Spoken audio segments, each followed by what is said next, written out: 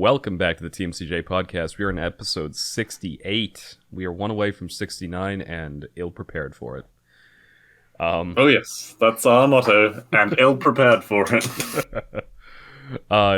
So this episode, I don't know, it's a bit less packed than the last one, which is our pattern. We tend to go in bursts of tons to talk about and only a little to talk about. Yeah. That being said, we have a few topics. Segment 2, we didn't do movie night, but we've all been watching different things in our own time. And then I just finished a book that I want to talk about for segment 3. We haven't done one of these book reviews in a while. It's not going to be nearly as long form as the Red Rising trilogy because there was a lot in those. This one was a lot less plot dense. Yeah. But yeah, you want to start us off with the topic? Yeah, well, the first one's going to be an open discussion. I was thinking earlier today, I was like, FPS games really don't excite me anymore. There's, ones I've been playing recently, like Valorant and Splitgate and CSGO, I guess. They all come under the FPS category, obviously. But there's so much variation in the types of FPS you can have that I don't know. I feel like there needs further segregation, not segregation. Yeah, because what the games that I miss are like this is going to be straight from Left Wing. The first person shooter Plants vs Zombie game, the first one that came out, that was fucking great. It was objective based. And that's kind of what I'm getting at. Like objective based versus essentially TDM. Yeah, well, I mean, this was always my big thing. Even when I played Halo, extensively in Halo 2, I was capture the flag, assault. Those were the kind of games that I really enjoyed playing. But I think that kind of the trend, what you're seeing is like a lot of shooters now are leaning towards the CSGO or the Call of Duty model, or the Battlefield model, which is probably my least favorite of all. Well, oh, that's something I was gonna say because my other favorite of this genre was Battlefield Bad Company 2. I used to fucking love that game mode, particularly the hardcore mode, so the enemy couldn't see where you were shooting from when they died. You had less health, wasn't all these fucking shields and shit. And it was a defending team and an attacking team. And the defending team had to defend these boxes. The offending team needed to... God, I can't even remember. They needed to destroy the boxes somehow. I think by directly interacting with them. For 10 seconds without being interrupted or something like that, or destroying the house that they're in and thereby crushing it in the process. Fucking love that. But even games that I'm sure plenty of people are going to say, oh, Valorant is an objective-based game. It's not about just shooting the end. No one does the fucking objective. It's secondary to just killing the enemy team. Yeah. Compared to the number of rounds that end with just one team dead, yeah, you see the same thing in CSGO. The bomb is basically... Absolutely. More so in CSGO. Yeah, the bomb is there if you plant it if it's convenient, or if the enemy team screws up so badly that they don't cover the other point. But in general, it's just about, wiping the other team. Yeah, it's a direction to go.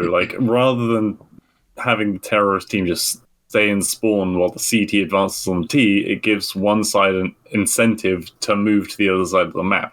But that's kind of it as far as the objective goes. And people do make use of it. If you plant in a certain place, then you can watch it from a certain other place and kill people better then when they try to defuse it. But I don't know, it doesn't feel as I said, back in the Battlefield days, the old Battlefield days, it would be you'd have to keep throwing yourself at this wall of enemies that are hunkered down. And, eventually you get there and set it off. But I don't know. It was. I see what you're saying though. It's the example of Valorant and CS:GO. The objective is a vehicle to facilitate the shooting gameplay, whereas in the Battlefield one, the shooting gameplay is a vehicle to facilitate the objective. The objective is the primary purpose. That's how you win the game. That's where you get the satisfaction from. How you get there is through the moment-to-moment shooter gameplay, where it's the opposite. And also, with those other also games. has the tickets. The tickets thing where, like, when you die, you're not then just spend the rest of the round watching your other teammates getting slaughtered or winning. You're back in the game, which, again, a lot of games these days are going for one life rounds. Yeah, but that's the CS:GO style ones. I mean, it's not that way for everything. I mean, Again, I was thinking of Valorant. Yeah, you're thinking of Valorant. I'm thinking like, Call of Duty doesn't do that. Halo doesn't do that, or at least what I've played of the betas do. I think they have a game mode that's like that called Elimination, but and then don't forget there's Splitgate. That game. Splitgate has both. It does. It has both, but what I mean is it's also a game where you respawn. It's much more fast paced.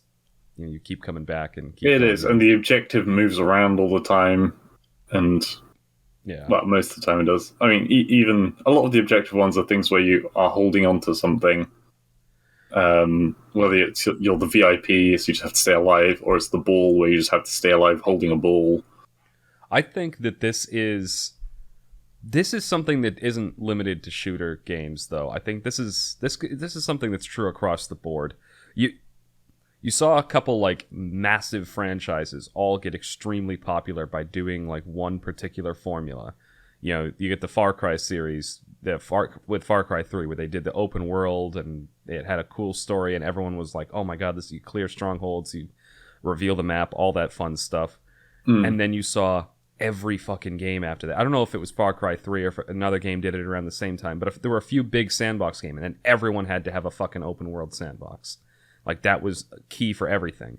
And it didn't fit everything, but a lot. Then with first-person shooters, you saw stuff like Battlefield and Call of Duty and CS:GO all become extremely popular to their own areas, Call of Duty in particular.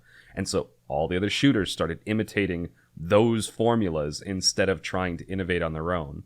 And I think that's more the problem than anything else. It's you have each genre had like one pinnacle example of like extreme success, and the companies just didn't want to take risks anymore. They were like, that works. And then, Mass Effect got huge, and now everyone has to have like a moral choice system and have like the dialogue wheel where you talk to people and you can bang somebody in your party. Like, I think that I agree with you, and I think it's a bigger problem than shooters. I think that it's something that the industry as a whole needs to start taking risks again, start innovating and trying new and interesting things. Certainly regarding Call of Duty, I think it's the prevailing opinion online that Call of Duty fucking sucks, and it has done for the last 5 years. And yet, if you look at the statistics, it's by and far more played than pretty much every other game out there. Call of Duty has become The Simpsons. It's a show that like ran out of ideas a long time ago, but people still watch it. Well, it's become Madden. That's true, actually. Yeah, it's the Madden of FPS. Which, for people like that's like the American football games, or even the FIFA games, because they're all fucking the same. Oh, yeah. Every single year they release the same game with maybe a different person in it, which is just a reskin version of one of the old people, and, a different name over their head. Can I... This is an amazing transition to my topic. Okay. Because they have innovated with the FIFA and Madden games now. They're introducing NFTs, or talking about it at least. The whole the NFTs, for those that don't know, it's like non-fundable or non-fudgeable token or something like that. Basically, it uses blockchain, the same stuff that cryptocurrency is based on, or the same technology at least, not the exact same thing, to essentially create like a digital ID. So you could prove that like this GIF that you have is unique, and you have the only one. It can't be recreated or duplicated or hacked or anything. And EA and Activision and a couple other companies have decided that, you know, how they have those, like FIFA, you can get like player packs for like $5. You can open this pack that has a 1% chance of giving somebody who doesn't have a broken leg. They're doing that, but they're now doing it. They're introducing NFTs to try and get people excited about buying loot boxes again. Oh, so what do they actually do? Basically nothing.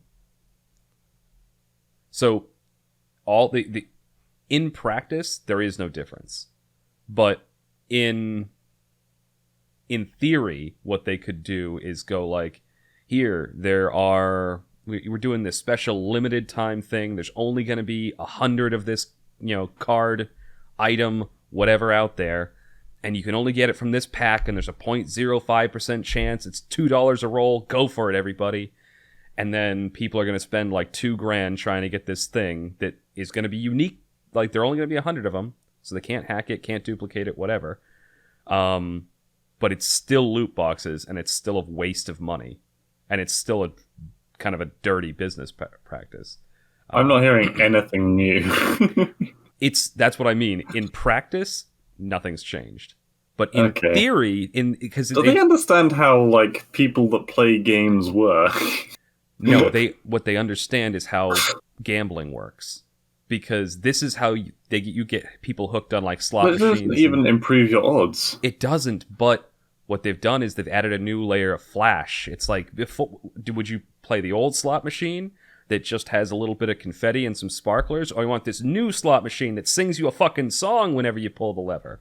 But there's no actual difference for the player, so it doesn't... Exactly. There's no actual difference, but in theory, in their minds, they've got this unique thing. There's only 100 of them out there. Like, it's... Oh, I see what you mean. All right, so it's like... It's all mental. Like, yes, they'll probably implement the technology, and they'll probably implement it badly, but for the play, like, they're thinking the return on investment, because in the players' minds, and the person who is hooked on these things and spending money on the loot boxes, in that player's mind, they might get something unique. That might be something valuable.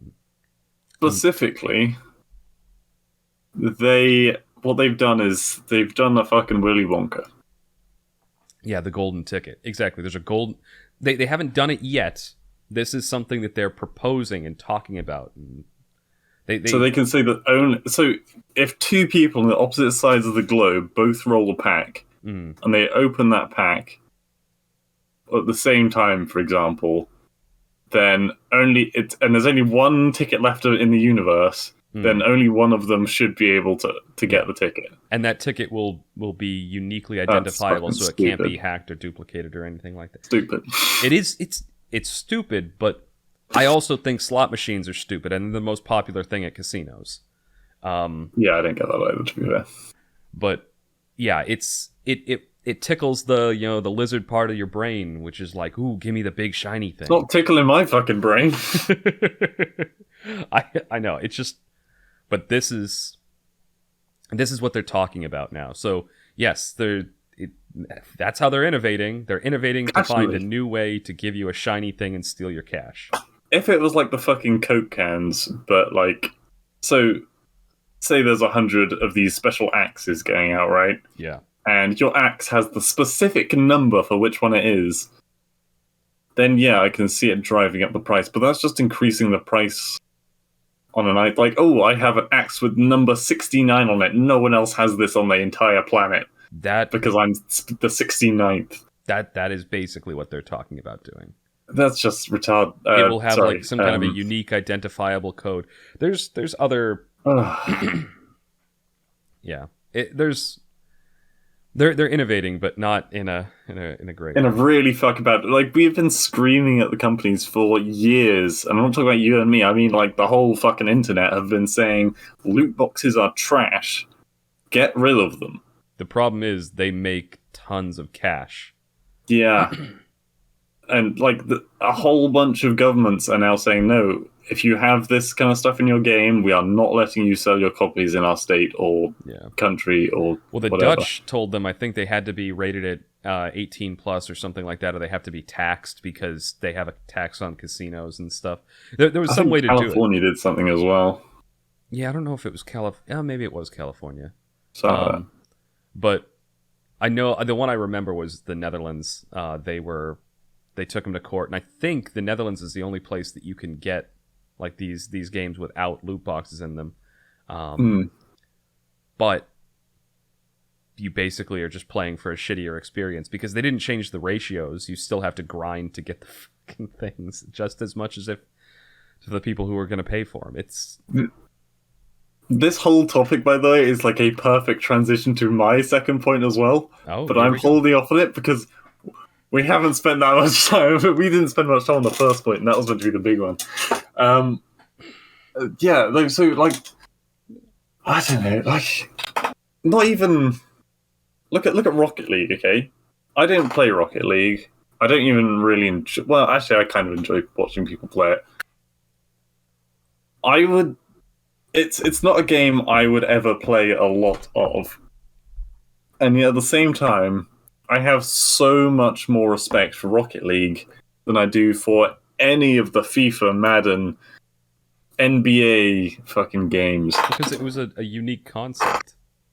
Well, for a start, I'm pretty sure, and correct me if I'm wrong, but I'm pretty sure there's no microtransactions in it. They may have been added. I know you can get skins and stuff for it. I think you can buy DLC skins, but that's buying. You're buying a product, you're not gambling on it. Yeah, you're not opening a box and you have a 1.5% chance to get something you may or may not want. Exactly, you just buy what you want. I never had a problem with that. Yeah. And they continue to innovate all the time. Like, there's new game modes coming out, there's more free skins that you can just collect, there's different, like, maps you can play on. Like, they are taking a concept and expanding it as far as the humans' creativity can be expanded.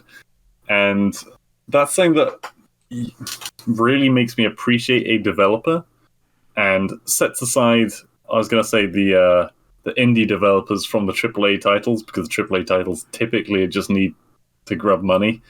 Whereas I feel like indie developers put a bit more time and effort into maintaining their games. Yeah. Well, it comes down to this is something we were talking about before we actually even started recording, but it comes down to like the small business thing. Like, the indie developers have the incentive to really listen to their customer base and stuff, because their customer base is smaller and it's just like a mom and pop shop. So like a tiny corner store, not always, but in general it's in their interest. Like a tiny corner store in a small town, in general they're going to want to, have a higher level of customer service to stand out from the big, box chain down the road or something like that.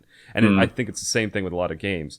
Like EA can afford to say, we don't give a shit what you think, because they've got a billion person customer base.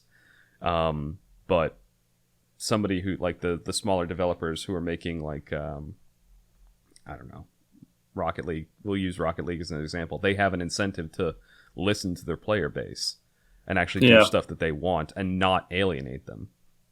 And I know we keep coming back to this example like basically every other week, but do you know the development company Hello Games? I've heard of them. Yeah, that's because they're the ones that made No Man's Sky.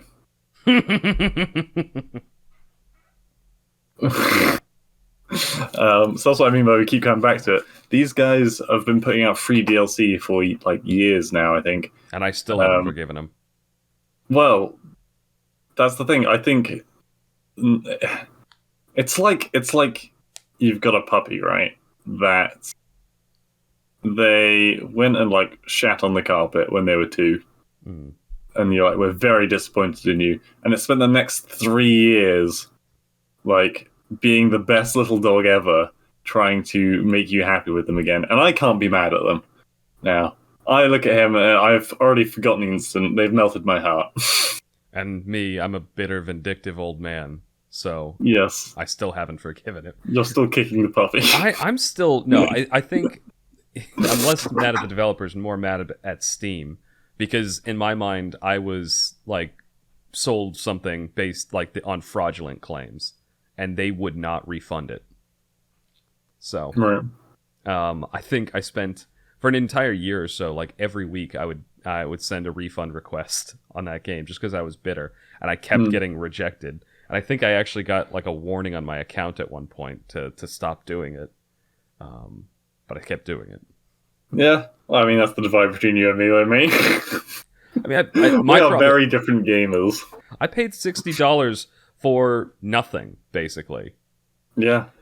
And I specifically didn't spend that money, because even though it looks really cool in the adverts, I feel like I'm quite good at guessing when a game's going to be shit before it's come out. Well, I hadn't heard, I'd actually avoided most of the hype, but I had a friend who was like really excited about it. He's like, oh, it's going to be the greatest thing ever. It looks amazing.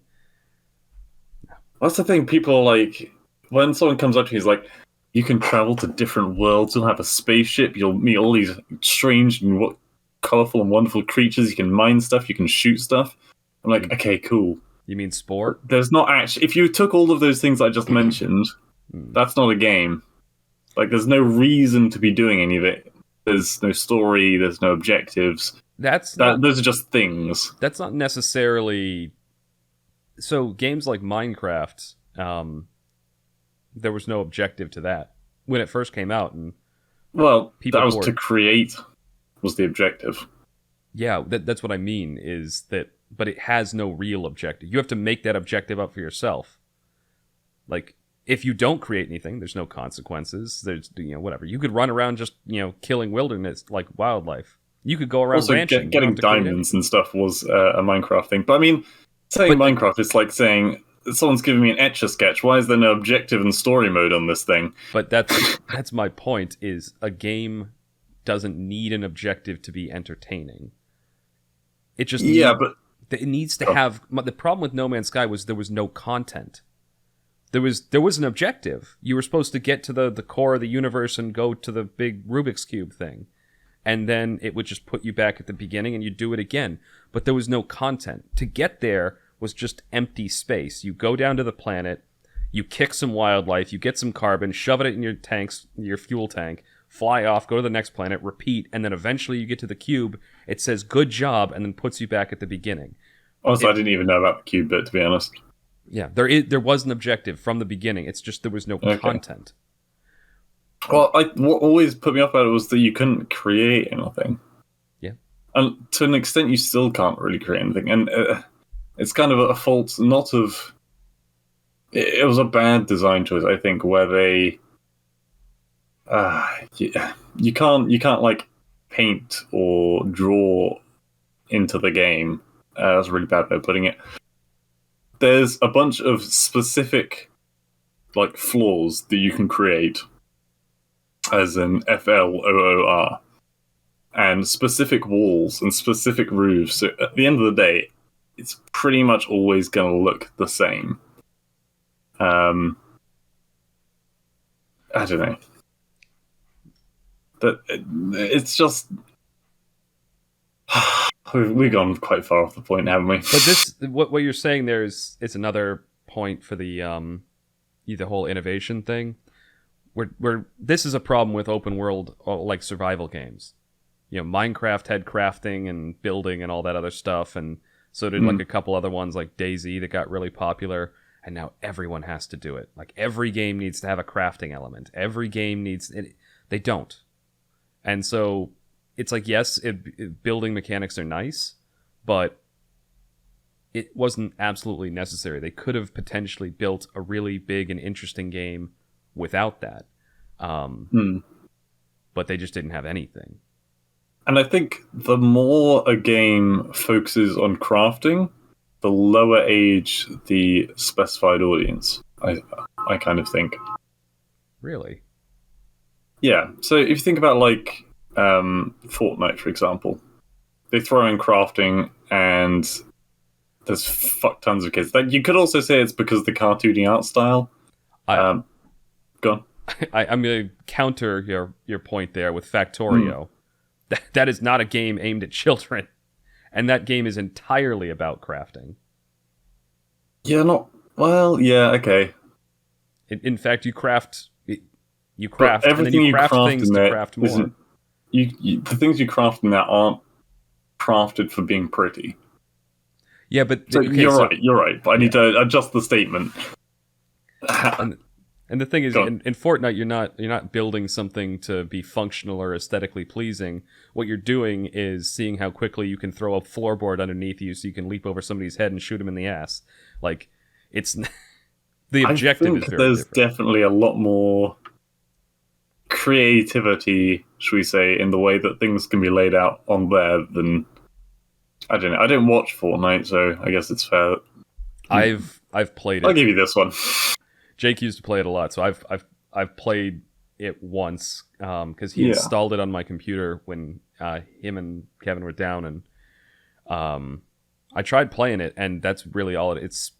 The reason that one of those is a game aimed at like a younger demographic and one is aimed at an older demographic is when you're building things in Factorio, they have to be functional, there's an objective, and they get very complicated. In Fortnite, there's no need to be functional. There's no need to be aesthetically pleasing. It's just spastic, fast-paced, let's go, and shoot things. That's why that's why one is aimed at a younger audience and one is... That's my read on it anyway. I would say when you're building in Factorio, you're not building, you're creating a spreadsheet. Well, that's how I see building in Factorio. Technically, but that's... You'd say the same thing with like redstone circuits in Minecraft. I never used redstone in Minecraft when I was a kid. I loved redstone. Like that was my favorite thing. I had like a little lab that I'd set up to be fair, when Minecraft came out, I wasn't a kid anymore. I was 20. You weren't exactly that young. So I guess I never got the experience of playing Minecraft as a child. So I did when I was a quite young child, and like the objectives for me in that game were build a cool underground base and build a giant water slide. Those were the two those are the two objectives in my eyes, and that was before the Ender Dragon and shit like that. So there wasn't a story to it then. Yeah, my favorite thing to do in that game was to build. Okay, we're getting way off topic because I know you have one last thing to say. True.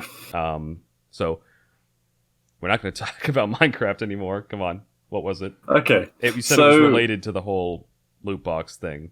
Yes. Well, a trope that goes hand in hand with loot boxes. In fact, can you name it? Pay to win.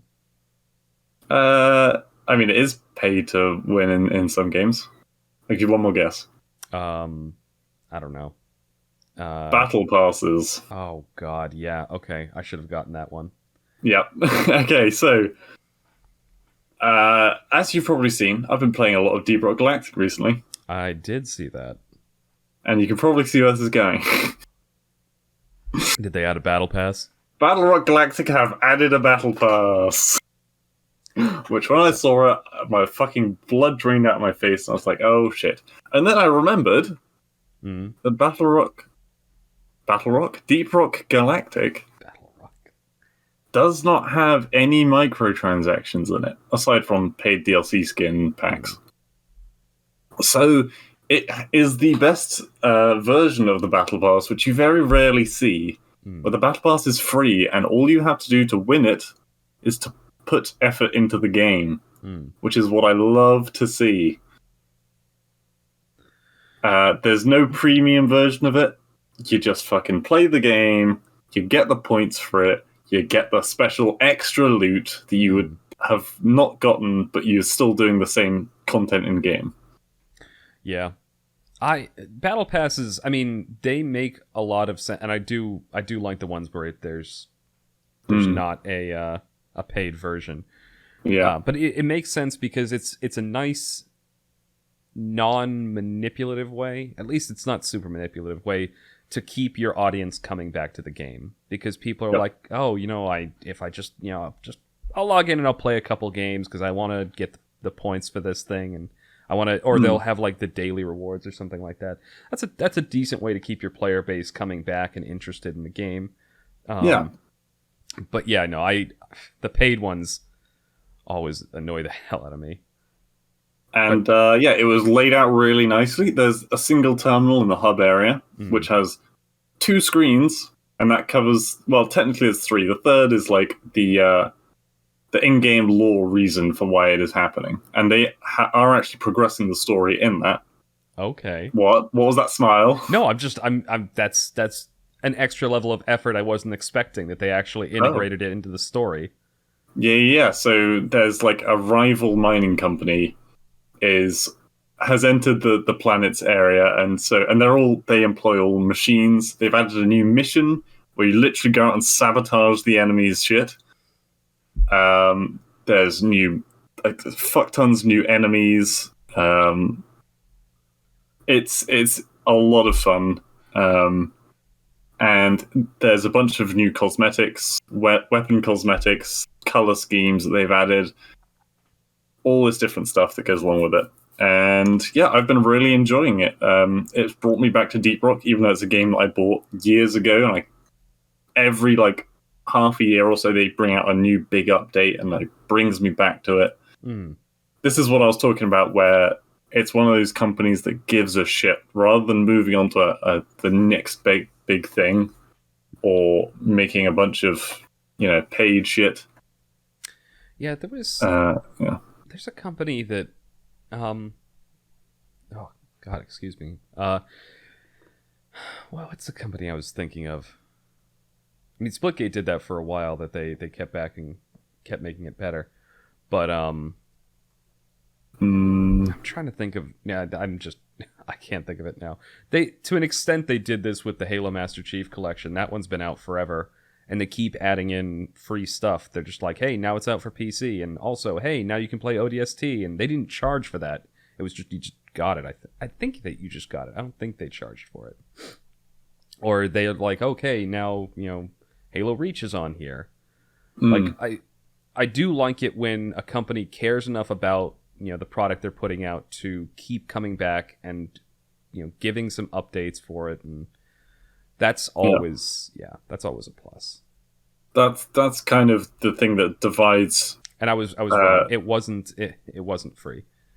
Oh wait, that was not free. Oh no. So what they did, you can buy the whole game, which comes with everything. This is Halo, right? Halo Master Chief Collection. Yep. So you can buy the base thing, which is $40, and it comes with Halo 1, Reach, 2, 3, 4, and 3 ODST. Or you can buy any one of those games individually. And I think they're all $10 except for ODST, which is $5.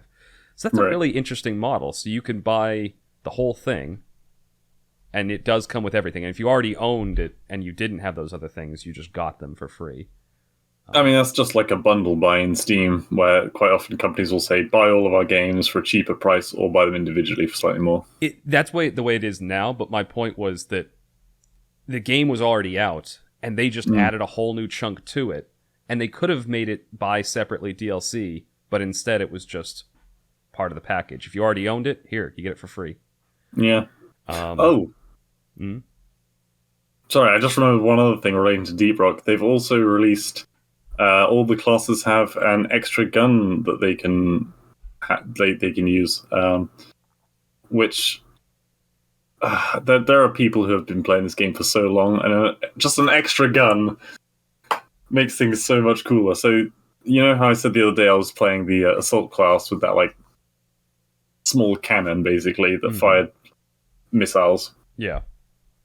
They have released for him like one of those. I think they're called hedgehogs or something. They're imagine a square rocket launcher which has like 16 perforations in the end which missiles shoot out of.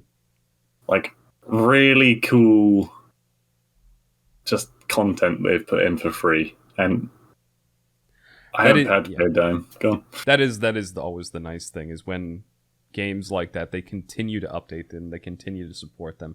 There's another one that, and I know the moment that we stop recording, I'm going to remember what it is. It wasn't Halo, but there's... God, whatever. Anyway, yeah. Let's end it there, because we are at the end of the segment, and I want to move on to the next one. Yeah. So I got some interesting stuff for that. Yeah, I've got... I don't know how interesting it'll be, but I'll definitely have fun complaining about it. Well, I look forward to that. All right, this is going to be the end of segment 1 of the TMCJ podcast.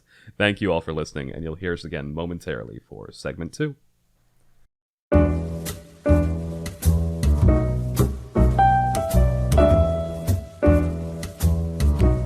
Welcome back to the TMCJ podcast. We are on segment 2, our media segment. And this week, we did not watch a movie, but... We did not. Although I'm planning... Oh? The Dark Knight 1. Oh, the... when we all have time. What is it, Batman Begins or something like that? Or Batman... it's the one with Scarecrow, right? Yes, the one with almost Shelby as the Scarecrow. Oh my god, that's...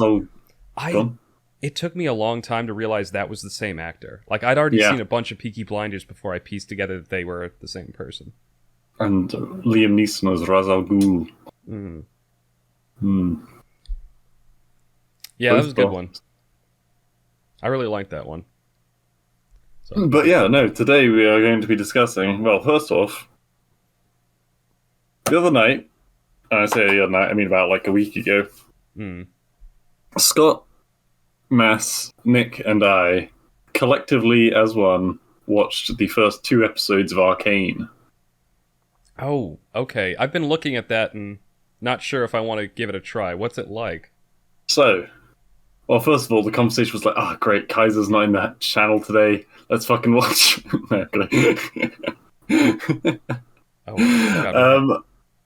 Arcane. So, I, as you know fuck all about League of Legends. Are you alright? My camera froze. Keep going.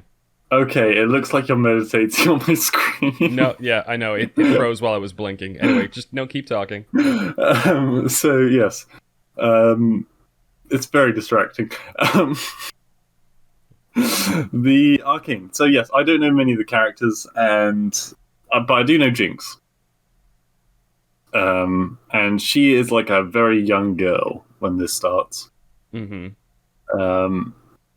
And I'm guessing it kind of... it probably to some people explains why some people are on the... I was about to say dire side, but that's Dota, I think.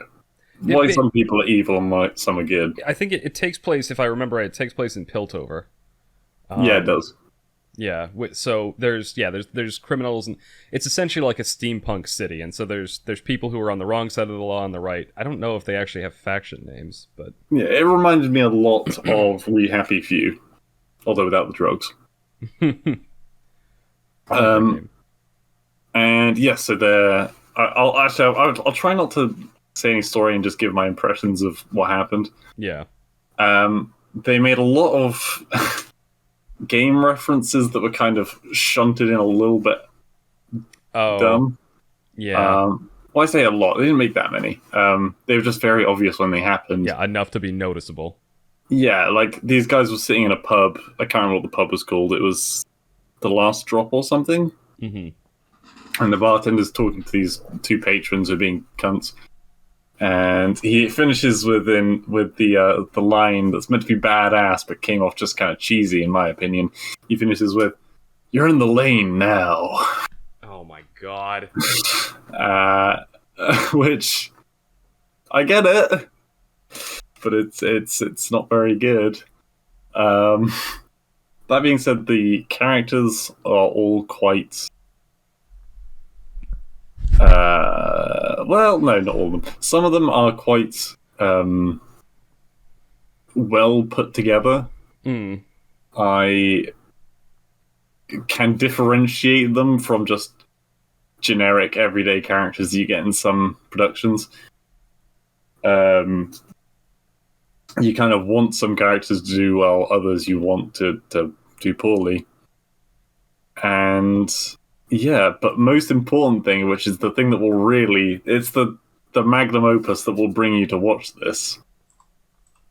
The chief of police is the same actress as the governor of Earth from Expanse. What? Yep. That's not who I was... I know the actress you mean. That's not the character I was thinking of. I'm assuming there's probably some. Yeah. Okay. She's like a hard-boiled police officer. So the slightly more dramatic theme that happens in one of the early episodes, in fact, it might even been the first, which kind of was a bit shocking, especially because you know how safe a lot of people are with media these days. Yeah, that was honestly one of my concerns going into this. Was like, are they actually going to tell a good story, or are they going to be too afraid to do anything? Well, Jinx is like a very young girl.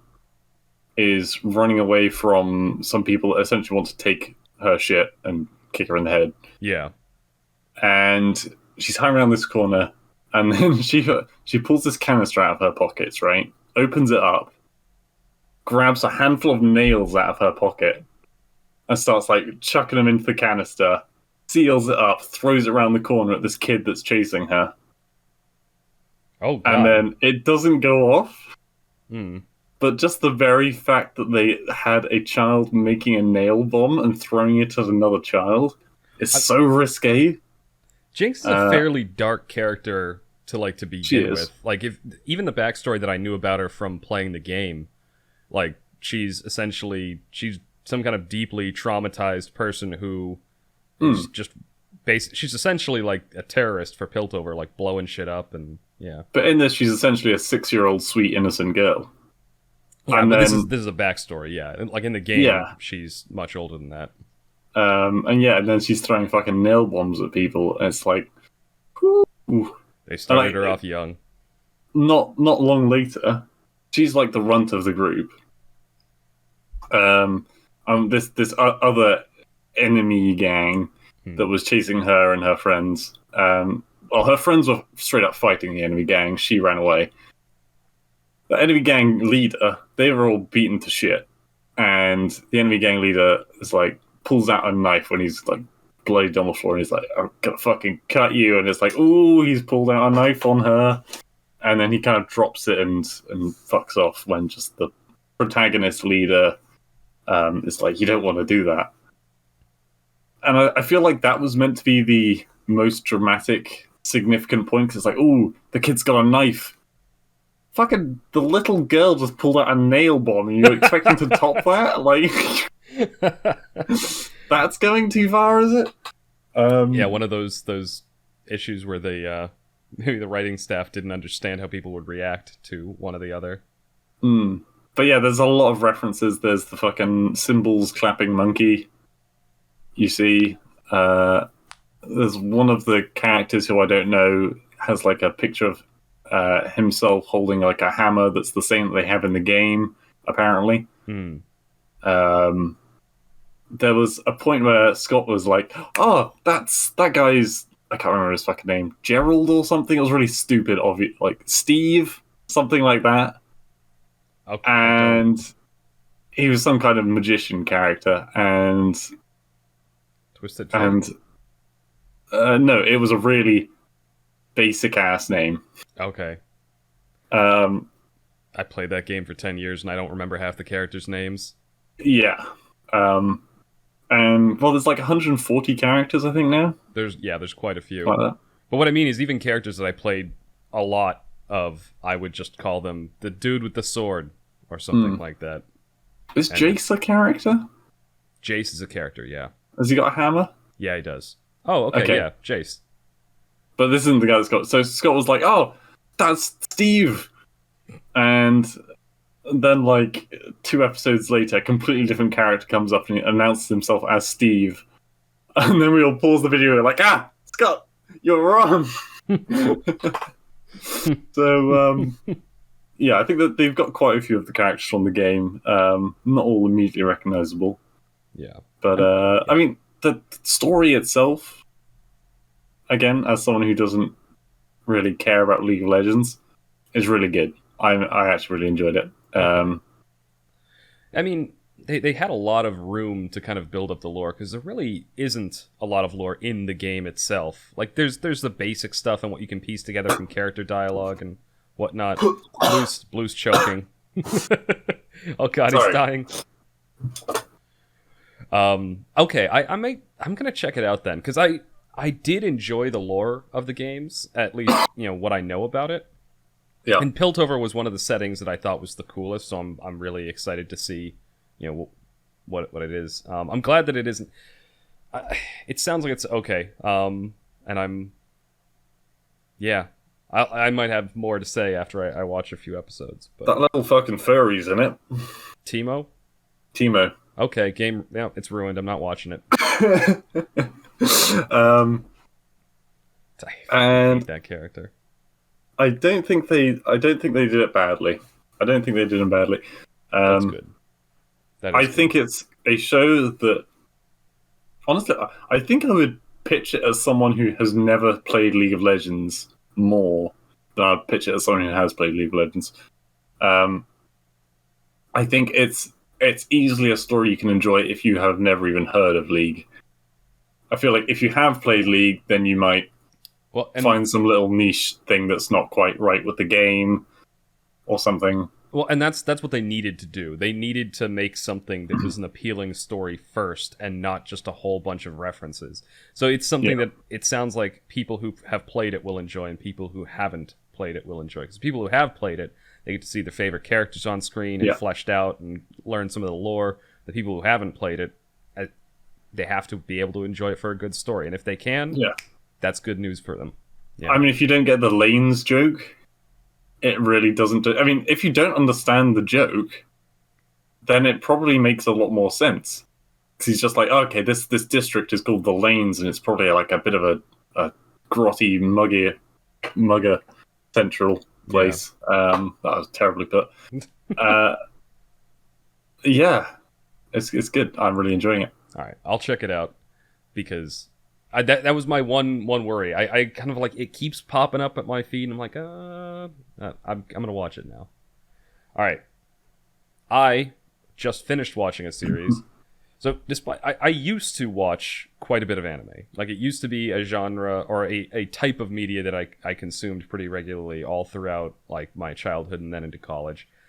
Yeah. Lately, I think really it's once I passed 30, I was just like I started to lose interest in it more and more. Not lose interest. There's still some stuff that I really, really enjoy. Cowboy Bebop is something that I've gone back and watched again, and it's still enjoyable now. But a lot of stuff I haven't really been into, even stuff that I used to like. But recently, I started watching a series. I say recently, it was like a couple months ago, with one of my friends from home. And when we were kids, we used to enjoy watching these like Battle of Wits animes, stuff like Case Closed, Death Note. There was a series called Spiral, which was pretty good up until the ending, which blew. Wow. This one, I had to look up what the series was called because we've just been calling it Terrorist Children. But the series is called Terror in Resonance. And the concept, it's only like a 11 episode long series, I think. The concept is these two like 17-year-old kids are like they're going around in like these cheap masks sending messages to the police and then committing acts of terrorism around Tokyo. And they're not like any joke. Like in one, they blow up half of a government building, which it still had people in it and stuff, and causes all kinds of damage. I think they blew up a police station in one of them. They caused like a major train accident, like bad stuff. And the reason the series was enjoyable, at least for me, was because they have this battle of wits. There's like a detective who's trying to figure out like what's going on and hunt them down, but there's the two of them who are also being hunted down by a couple like government organizations, including the police. Yeah. Do they have good motive for doing these things? That's what the series kind of falls apart. They do. So they do have a motive. Like one of the subplots, and this isn't really a spoiler because they give it away in like episode 2.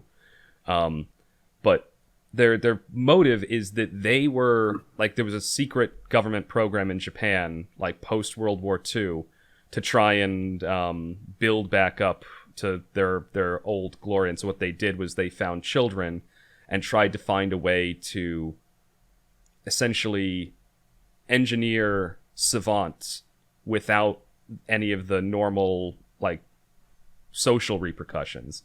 So people who are just absolute geniuses, but they can still function like perfectly normal.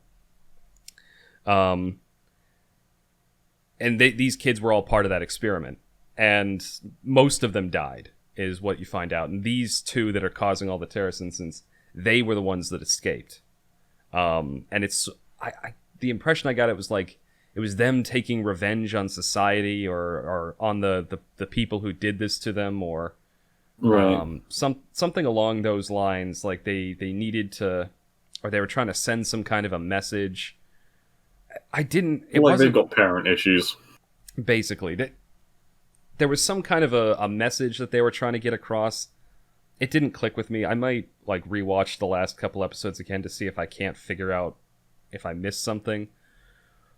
But at the one thing that like struck us, there was this one character. She was this girl, just normal girl that was in school, but she gets like kicked out of her home by her mother, and so she's like homeless, and she ends up falling in with them, like the two terrorist kids, and she's like the most useless person in the world.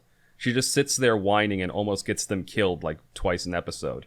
Yeah, it sounds like you very much take the side of the terrorists. Don't get me wrong. I think the series wants you to. Okay. But no, my absolute favorite character was the detective guy. Like he's this old retired guy. He's kind of forced into early retirement because he fucked up a case or something like that. Or it's my last job before retirement. He's already retired. He's working in like the archives of the police station with this fat dude that just eats donuts all the time. And is that his partner or something? Oh no, wait, detectives don't have partners, don't they? No, they're just in the archives. They're not actually solving cases anymore. They're essentially librarians for the police. But he gets called out of retirement to try and not called out. He can't stop thinking about the case because he hears about it and his old detective brain comes back. And he's actually a really cool character. The terrorist kids, like, they're kind of hit or miss. They're one of them's a little more interesting than the other one. When's it set? Modern day. So I think it came out in 2010 or 2011, so it would have been modern day at that time, so like 10 years ago. Okay. And I remember when I was like buying it and looking it up, one of the things that I saw on the wiki page for it is it's completely banned in a few countries because, I mean... Probably America, I would have thought. No. Actually, no, not America, because you watched it, but like I'm surprised it wasn't. No, I think one of the big ones, it was banned in China. Probably because it very clearly depicts like ways to make bombs and stuff. Yeah. And other ways to like commit fairly heinous acts. So. Yeah. Well, I mean, if it was in 2010, then I mean, kind of. I don't know. I was gonna mention the obviously the towers. Yeah, well, it was 10 years after that. Yeah. And it's also set in a different country, so that's probably why. Oh, is it? Oh, okay. It's set in Japan. I don't know why. Yeah. Right. But anyway, it's something I finished, and it was something quick that I thought was interesting to talk about. But yeah, it's... Oh, God. Yeah? That girl character is just so fucking annoying. I'm just thinking back. I think in the end of the... also, huge spoiler, she gets one of them shot at the end of the movie. Also, no, sorry. The ending. I'm going to talk about the ending because it annoys the hell out of me. Most of the series was pretty good up until the ending. In the ending, the last thing the kids do is they have like a nuke floating in... No. They set off a nuke in the upper atmosphere, like a small one, that EMPs and wipes out, like planes are crashing and wipes out a bunch of electricity all over the country. And they eventually finally get hunted down by the police and caught. And how the fuck do you just get access to a nuclear bomb in space as kids? It's a bit contrived. This is where the plot point of they're genius savants comes in. Is they've been preparing for this, then they know how to do all this stuff. And they get caught, and they have one last plan, and he's got like a button, and they've strapped normal bombs to nuclear reactors all over the country, so essentially causing like Chernobyls all over the place. Not war, but serious more bombs. More bombs, but not nuclear bombs, normal bombs on reactors. And they're making this threat. Reactors. They're making this threat, and the police are like trying to arrest them. And then the girl starts, shouting and crying again. Mm-hmm. And then a helicopter pops up, and a guy like leans out with a rifle, and he has choices on who to shoot. He can shoot the girl, which makes no sense, but it would have made me laugh. He could have shot the guy who has the button that if he presses it will blow up the bombs. Right. Or he could shoot the other random kid who's trying to calm the girl down. He shoots that kid. But the guy who has the button to blow up the bombs just decides not to. And because it's like you don't shoot the hostage when it's the only fucking thing that you've got. Were they expecting to walk out of this alive? No, they were they said at the ending they were expecting to be caught. It was a very confused and very contrived like ending sequence that didn't make a whole lot of sense, and it felt like they just wanted to wrap it up. Yeah. But anyway, I won't belabor that too much longer. But that's what I was watching this week. Cool. Well, the other point I've been watching has been more Squid Game. Oh, nice. How far into it are you now? Still not finished it yet. Okay. So last time we talked up until the honeycomb game. Yep. And the point that I'm at now is we've just finished the marbles game. Oh, that's a rough one. Yeah, so, well, before that, first of all, the tug of war. I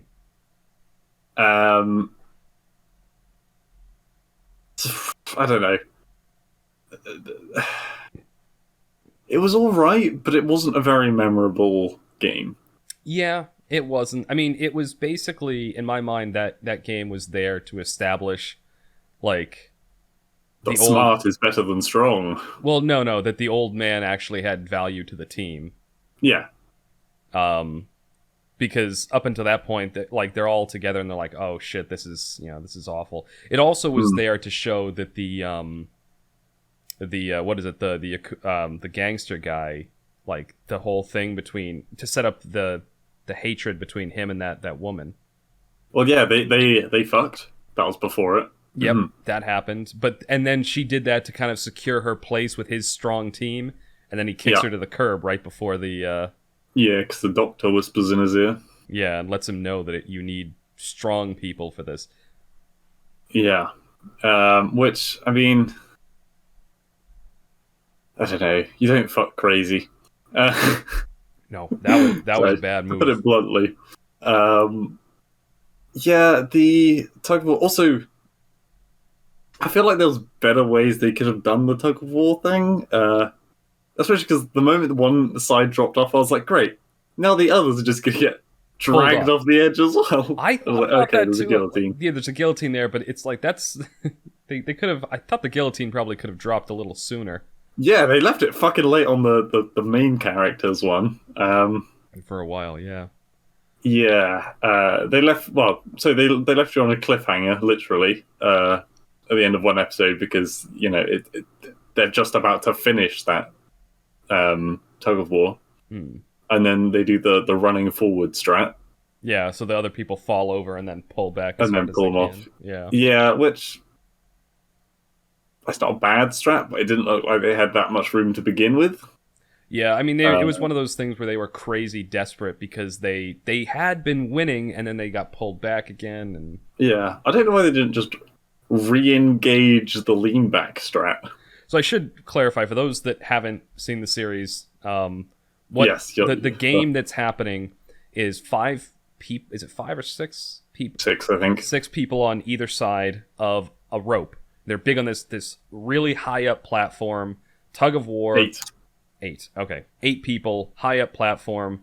You have to keep pulling until the other team falls off the platform. A guillotine comes down, chops the rope. Those people fall to their death on concrete below. That's the premise of the game. Yeah, and they have a new rando character who's he's definitely not one of the main character group, but at the same time they do kind of keep harking back to him, which is the religious guy who's a bit of a dick. Oh yeah. He's like, "Oh God, please, thank you, saving me on this thing." And yeah, I don't know. The plot point in this episode is that the like the doctor has made like this inside deal, so he knows what the games are ahead of time, and he uses that to kind of inculcate himself in with the the big gangster group that's led by that one. I don't know what the Korean mafia essentially.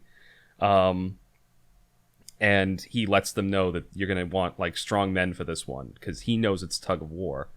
And that's why basically it looks like the main character's team is going to be fucked because they've got an old man, 3 kind of waifish girls, and then the other, and then they've got like 2 normal dudes, and then the Indian dude who's like, beefy as fuck. He's like the one strong man. Love that guy. So anyway, that happens. They outsmart the enemy team, and it goes to the next night. And the doctor's being pulled aside every so often to essentially do surgery on some of the dead contestants, take their organs, and sell them on to someone else. Some of the staff is like trying to make some money on the side selling organs, which is stupid. All right, it's just stupid. Like, how do you get away with that to start with? How do you... Oh, there's just so many things I have that are annoying about that. And the doctor fucks things up like an idiot and gets himself and all the corrupt members... Well, not all the corrupt members, but most of the corrupt members killed. Yeah. And then they're hung up... So, when they were hung up there... Because they kept talking about equality and balance. I was wondering if they were trying to do like a scales of justice kind of thing with the bodies. I don't think they were, but it would have been cool if they had. I took it as just like an effigy kind of thing. So the doctor does screw up the organ harvesting. They all get caught and gunned down by the guy who's organizing the game, Frontman. And then the next day when the contestants are going out to the next game, they see the doctor and the staff members who were doing this strung up like on on nooses above, and it was kind of not even that. Like I was expecting it to be by the neck, but they're very PC. They did it by the hands. Well, and the whole and then they do an announcement about the one thing that this game has is that everyone here has absolute equality. Like there's no matter who you are, dude with the dementia. Yeah, I think what they mean is like you There's no outside sources. Yeah. You all are operating under the same rules. Yeah. And so then it was the tug of war was also the beginning of the relationship between the 2 girls. Yeah. And they were all. I mean, they're kind of just perfect for each other. They're just kind of emo-y. Kind of, I don't like talking to people. I just want to be my own woman, and I don't know. Yeah, it was always just. I mean, the taller one has a reason for it. She's essentially the one with freckles. No, the one from North Korea. I don't know if she had freckles or not, but she was wicked. The one that we know from the beginning, or yeah, the one you know from the beginning. Okay, yeah, she's got crazy freckles. Oh, okay, I didn't notice. Yeah, I think she has more of a reason for being standoffish because she is someone that escaped from North Korea to the South, and she's like basically, she's already lost family. She's doing everything she can to like keep her brother alive, and she's in there to win the game so that she can pay to get her mother down. Yeah. But yeah. And you find out about the other one in the marbles game. Yep. So finished watching that literally this morning. Everyone gets paired up. The woman that got dragged out because she was the only one who didn't have a pair, I fucking bet she's going to come back because they never actually showed her being killed. I could be wrong, but I think she's going to be in one of the later games. Don't say anything. I'm not going to say anything, but I You will know. say I made the same guess when I saw that. Okay. I won't spoil if you're right or not, but I did make the exact same guess. But frankly, if they do shoot her in the head, I will lose no sleep. Because she's just fucking annoying. So yes, everyone gets paired up with their favorite person. The one pair that I kind of wanted the camera to follow, but they never actually went to after the game began, was the husband and wife. Yeah. They just don't know what happened with that. Yeah, they don't. Yeah, so but they tell, you know, like for this game, everyone pair off with one other person, and and then they all go off and hunt somebody down. Yeah, so you just have to win against the other person. You have to get all of their marbles. It doesn't matter what game you're playing, as long as you're playing a non-violent game. Like, yeah, but that's kind of skipping past the one thing that was like the big like oh shit moment of this episode was everyone's pairing off with somebody they're close to, somebody they're friends with, somebody they think they can trust, and then they find out, well, this pair, only one of you is getting out alive. Because the goal is to get all the marbles from the other person by playing some sort of marble game, and if so it's there's this big moment where they're all going like, oh yeah, we're friends, yeah, let's do this, we're gonna win, and then they announce the game, and everyone just goes like, oh shit. I will like to say, when the match started, I did not give a flying fuck about the two girls. By the time the match ended, I wanted them married with kids. Like, that was such a good scene. Just them sitting on the steps, talking to each other, talking about why they were there, and then the sacrifice at the end. God, that was fucking beautiful. So much so that even though the other two main characters that died in that, who I really liked as characters, I didn't really give as much of a fuck about because I was so enraptured by the heartfelt conversation between the two girls. Yeah, they had a good... Yeah. Go on. No, they had a really good one. I also, like... Oh my god, watching the thing between... what's his face? The stockbroker guy and Ali. The cunt and the Indian, yeah. Yeah. Like, he was already starting to, like... Because in earlier episodes, I was thinking of him, he's like, okay, he's more morally ambiguous. Like, he's eyes on the prize. He wants to get out and do it, you know, to help his family, because he pawned his mother's house or something like that.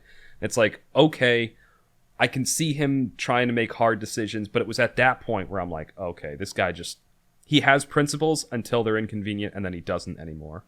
Yeah, ever since the fucking honeycomb thing, I had that guy pinned as a cunt. Also, I apologize, it's a very strong word I'm using, but... Who cares? It kind of applies to the kind of character that we're talking about here. Yeah, like this... Again, going back to... The Indian guy was this wonderful, innocent little puppy, and the stockbroker was just fucking curb-stomping him, essentially, and he relied on him, and then he betrayed him, and God, it was just so scummy, and don't get me wrong, the show did a great job. It made me feel very strong emotion of hatred. what the old man did too, and I don't want to discount this, like him faking that he had dementia the whole time, to mess with him, and at the very end, he let him win, and he's like, you don't forget what you did there. And the main character, as like me and Alyssa were talking about this after the episode, and she was saying, I go through kind of patches where I like the main character and patches where I don't. I'm like, no. Well, okay, so she said, but it's a sign of a good story that it's kind of character progression where the guy was a bit of an asshole and he's getting better. And I'm like, no. Character progression is when someone starts off as a shitty person and then they become a better person. This guy bounces between the two fucking extremes of saint and sinner, like, every episode. I cannot stand him. He is my probably least favorite character, discounting the woman who may or may not be dead now. First of all, I disagree. I think character progression is just a character developing. So it doesn't have to be positive or negative. It could be a character going from a good person to becoming a cold-hearted killer. But I think that the way bouncing back and forth isn't progression. I don't think not necessarily. I think what you're seeing is a very human element, because this story really does a good job of writing people in a very real human way. Like that's something that a real person would probably do in that situation when they're not prepared for it. They're like, they want to be a good person, they've done good things, and they're trying to be better, but they're going to have moments of failure, moments where they falter. And I think that's what the old man was trying to tell him at the end there, where he tries to play the game with the old man, but then he realizes the old man wins, and he's like, oh, what did I bet again? And he's like, in a moment of desperation, he tries to take advantage of the old man's dementia. And then at the very end, the old man says something that reveals he was perfectly cogent there. He was just, seeing if he would do it. And then the old man lets him win and just says, it's like, don't forget that, you did that. And he's totally not dead, I don't think, either. Okay, you're predicting he's going to live? I actually thought the opposite in that situation. At the end of that episode, I was like, oh, that guy's dead. So the old man, when he's being shot, the guy leaves the room. You can't see the red guy, as in the enforcer, or the old man. You hear a gunshot. And don't get me wrong, I don't think Hollywood would have planned this far ahead anyway, but there was no, splatter or secondary crack as the bullet hit a wall or something. It was just a gunshot. And then you see just a slight sliver of just the red guy standing there, but it's only his head you can see because it's a weird fucking wall. Yeah. The old dude's not fucking dead. I'm pretty fucking sure. You've predicted. Especially because there's so much, where he was the one that ended the nighttime massacre, and he was fucking loving the first game, even though people were getting shot down all around him. He wasn't fazed by that. You can put it all down to dementia, but there's definitely something about that. As much as I love him as a character, even though I think he's a traitor in some respects. There you go. Yeah. Well, I can't wait to hear what you think of the next few episodes, because, in my opinion, in terms of emotional weight, the Marble episode was the one that had the most brevity. powerful character drama for me. I will say some of the plot points that are coming up I really loved. I'm curious to see what you think of them. But yeah, okay. Let's not yes. stay on this too much longer. We got a little bit more for segment. I'm going to be talking about a book in segment 3. Yeah. All right, cool. Well, this is going to be the end of segment 2 of the TMCJ podcast. Thank you all for listening, and you will hear us again momentarily for segment 3.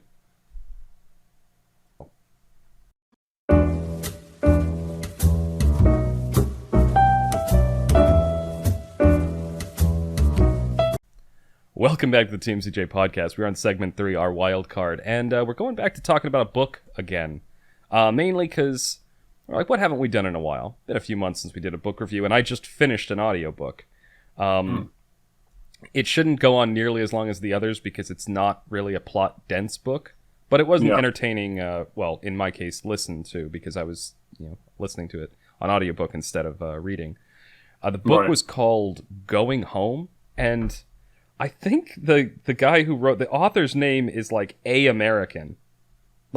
A, first initial, American. I don't know if the person's last name is actually American, but it is such an American book that it's it could just be that the guy was I don't want my name on this.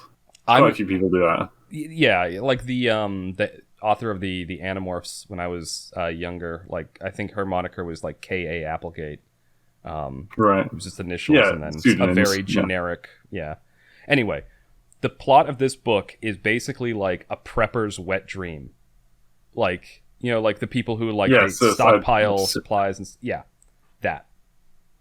And the main character, apocalypse. That's the word. Sorry. Yeah, the apocalypse planners. So the main character is one of those people. He's not super hardcore about it, but he's one of those people who is practical about it. He carries, a pack in his car with some emergency food and some basic, tools and stuff. He like is at his home. He has like a solar panel and generator set up if they lose power and stuff. They have food stores in the basement. They have a few rifles and pistols around, and a decent amount of ammo. Like the basic stuff. He's not going crazy. He's not building like a bunker and a fallout shelter, but he's more prepped than the other people. I can see you want to say something. What? Okay, so what did you say? Because the plot doesn't take too long. So is it alright if I just keep interjecting? Oh, keep going. Yeah. Anytime Okay, you have a question or something, keep going. I want that. This should be just a discussion. This is something I was actually thinking about the other day, and that was honestly at this point, if there was, for example, a zombie apocalypse tomorrow, I think we would get through that faster than we did COVID. I think you're right. Yeah, because everyone has heard about these things for so many years now. Everyone knows what these apocalypse stories are. Everyone's done the whole mind game thing of, what would you do if there was an apocalypse? Everyone has a plan. And, God, it's just... And what's more, you can see zombies. Unlike COVID, you can... Well, I mean, you can see a person who has COVID, but, like, it just looks like a disease that someone has, right? Yeah. You can see zombies, so people would be naturally a lot more standoffish. Yeah. Well, yeah, and it comes down to... I was having a discussion with somebody a few weeks back, and they were making a comparison between, like, the... I don't want to talk too much about COVID, but the difference between, like, the AIDS epidemic and the COVID epidemic. And I'm like... Yep. The difference is vectors of transmission. Like AIDS, there's really only a few ways you can get it. Like the HIV virus, there's only a few ways you can get it. COVID, it's a flu virus. It's going to mutate quickly. It's airborne. It can go through fluids. There's a million vectors you can get it through. So, but anyway, yeah, no. So I think the zombie virus is the same thing. There's only one vector you can get it through, and that's when they bite you. Yeah, and well, unless it's like one of these ones where everyone who dies just becomes a zombie, then it's like, well, you kind of lost already because everyone's going to be a zombie. So yeah, I reckon COVID, 2 years? Zombie apocalypse, I reckon they could bang that out in a short month. It's like, oh, just quick, we'll rewatch Walking Dead and we've got this. Just like even Britain, renowned for not having guns, we have enough like military police still. Yeah, it would take them like a fucking week to just scour the country with armed forces. Well, and out in the countryside and stuff, you've got like people who own like shotguns and rifles and things. That's all you need. Well, yeah, most of that would be like low caliber stuff, though, I imagine. Yeah, but I mean, just the same sort of thing. Like, anyway, so the sorry, book, yes, that was all I was. A little bit of a tangent, but yeah, no, I do. I think that's why I enjoyed this story too. It is a very much like an apocalypse kind of story, but in a different way. So it opens up and the guy is driving home from a job. Like he lives somewhere in Florida, and he had to drive up to Georgia or a state north of Florida to just for work. He's some kind of a contractor, and he's driving home, and then all of a sudden, car goes dead. Like, phone's dead, car's dead, nothing works. Yeah. And he makes a point of there being a few things that can cause this. Like, there's an EMP from, like, a nuke. Right, he tries to reason it out, yeah. Yeah, it's a thing in his head, like, okay, what could have caused... So his first Wait, did you say an EMP from a nuke? Yeah. Where was he again? Florida.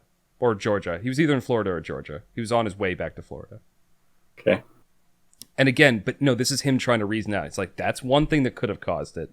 The other thing is a coronal mass ejection. If, large amount of magnetic energy coming from the sun that just happened to be pointed at Earth, that could wipe out a lot of electronics on the side of the planet facing the sun. Yeah. So he goes through a couple things that could be causing this, and he decides, okay, I've, just like you were talking with the zombie apocalypse, he's like, all right, I've thought about this. He knows his plan, so he waits in his car for a while to see if anything changes. And when no one's driving around and nothing does change, a day later, he has like a pack in his car that has like some basic foodstuffs, a pistol, and like Snickers bar. There's always a Snickers bar. Probably some candy bars and stuff. He had basic survival supplies. And I think a few extra little things, like he's got like tools and a little miniature portable camping cook stove. Okay, yeah, little hatchet, stuff like that. Yeah, paste. Like the hatchet I have right behind me that like folds out. I love that thing, by the way. It's a hatchet, it's a hammer, it's a saw, it's a knife, it's a flint, and it's a compass. All like in a one. Swiss Army knife, but a Swiss Army axe. Yeah, it's the Viking Swiss Army knife. Yeah. But so he decides, okay, I gotta get home because he's worried about his family. He has a wife and I think 2 or 3 daughters, and so he's like, all right, I gotta get home. He's like 100 miles away, so he's got to walk. Yeah. And so he starts going through in his head, okay, what am I gonna need to do? Like he's starting to think about, okay, if this goes on for too long, right? Like at first people are going to be kind of civil, and then things are going to start to break down. What? You know, just like if you just started walking, that's like what, a day of walking to get. No, not 100 let's say miles? 2 days. 100 miles, you're going to, because it's not all a straight line. Some of it's going to be on highways, some of it's going to be in back roads, some of it's going to be through small towns. And the worry he has, which this is the same thing with every kind of apocalypse scenario, people get tribal very quickly. And But he doesn't know it's an apocalypse yet. He doesn't, but he's kind of planning for the worst and going through this stuff in his head as he starts going. I don't think, like, the moment you come to town, perfect, you can get a telephone that works. That's the thing. There are none. So that's what he's finding out. That's why he waited to see how bad it was. If people came, he saw more cars on the road, like maybe it was just localized or something. But as he travels, he's seeing that more and more cars, they're all dead. Because cars have more electronics in them now than airplanes. So, like, they're very complex computers. So they're not like old school cars, like stuff made in the 50s and 60s. Those would run fine. You said this was modern day, right? Modern day, yeah. Yeah, okay. So turns out there's a couple of psychopathic kids with a nuke in space and an EMP. Yeah, like that TV show I was talking about earlier.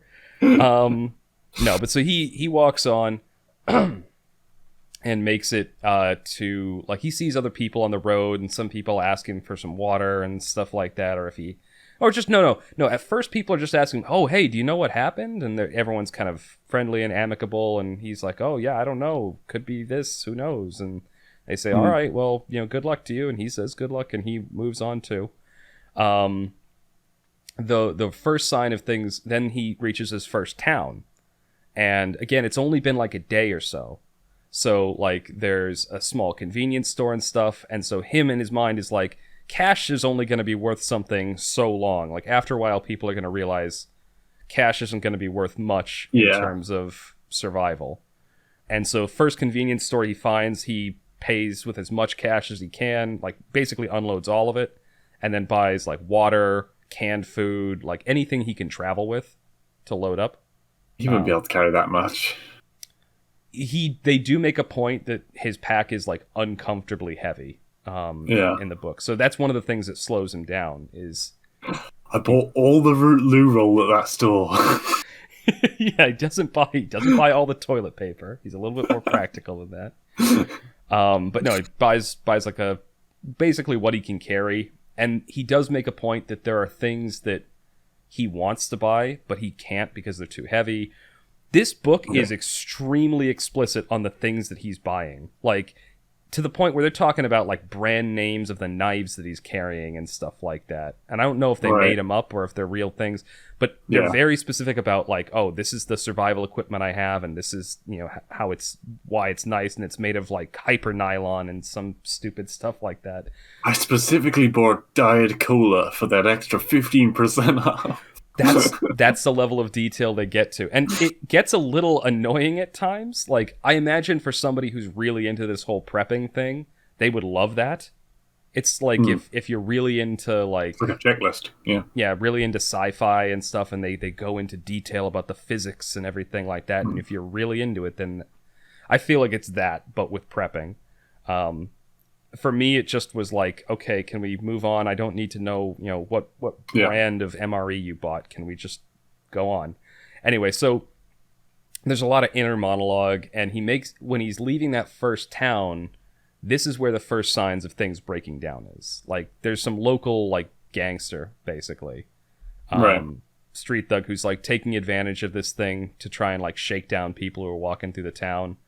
And he comes up to him and he's like, posturing and everything like that. And things kind of go a little bit south when the guy's just trying to move on. And the dude goes to pull a gun out of his belt. And the main character just pops him in the chest. Because... Standard. Yeah. It's America, everyone's got a gun. Yeah. So anyway, so that happens, and that's when he decides, okay, now I'm going to avoid main roads because things are starting to break down. And so he starts moving. Now that he's a murderer, about a day into this. Well, it's not a murderer. The guy pulled a gun on him.